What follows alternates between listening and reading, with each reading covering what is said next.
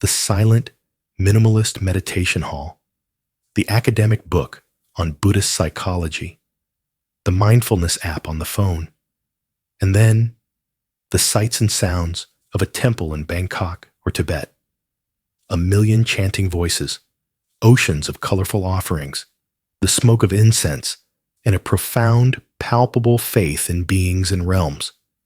The contrast is so stark, it's a common misconception that one of these must be the real Buddhism, and the other must be a fake.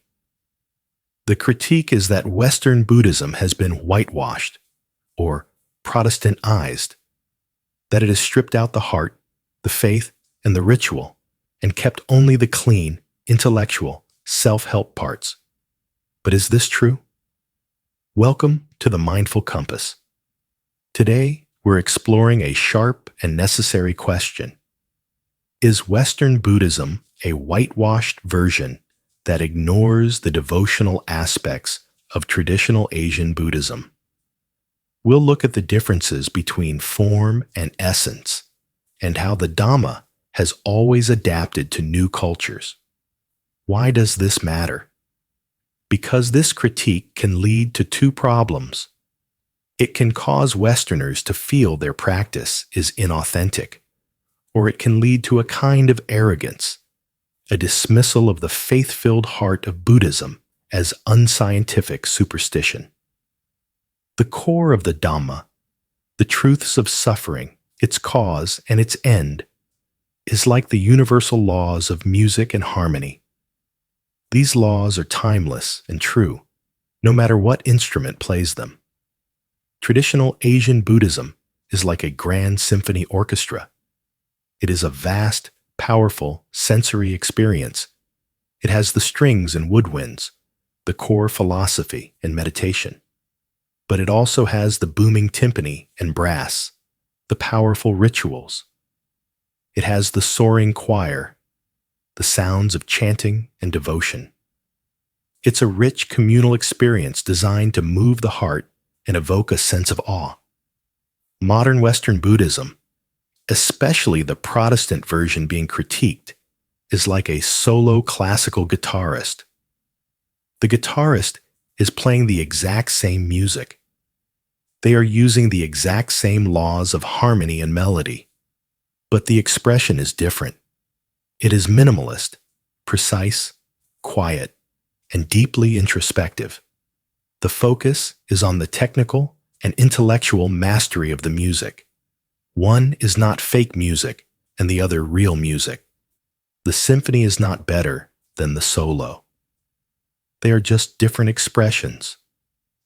The Protestant critique is simply noting that many in the West were first introduced to the solo artist, not the full orchestra. So what are the negative side effects of the solo guitar approach? 1. Spiritual aridity. If the path becomes only an intellectual exercise, a head trip, it can become dry, cold, and disconnected. The heart-opening qualities of devotion, gratitude, and community, sangha, can be lost. 2. Arrogance. The soloist can, in their quiet, mistake the symphony's volume for mere noise, dismissing the deep faith of a traditional practitioner as superstition, rather than seeing it as a powerful, time-tested expression of the heart. But something beautiful is happening. The soloist is rediscovering the orchestra. Western practitioners are increasingly embracing metta, loving-kindness, practice, which is pure heart work. Chanting and bowing, once dismissed, are finding their way back into practice centers, not as superstition, but as powerful tools for humility and opening the heart. This brings us to our practice. The critique is about the loss of ritual, but a ritual is simply an ordinary act imbued with sacred intention. This week, the practice is called the ritual of the ordinary. We don't need bells or incense to practice this. Just choose one mundane act you do every day. Making your first cup of coffee or tea. Opening the front door to leave for work. Washing your hands. Before you do it, just pause for 2 seconds.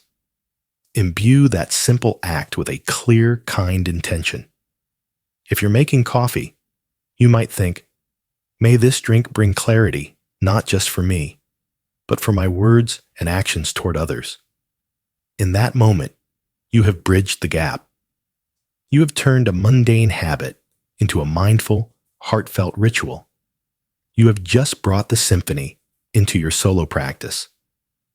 The music of the Dhamma is vast enough for both the grand symphony and the quiet soloist. It is not whitewashed to prefer the solo, but it is an impoverishment to forget that the full orchestra exists.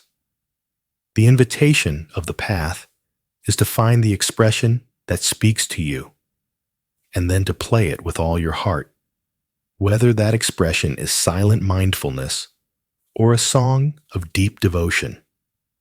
What mundane rituals did you practice this week? How do you balance the head and heart in your own path? Please share your reflections in the comments below.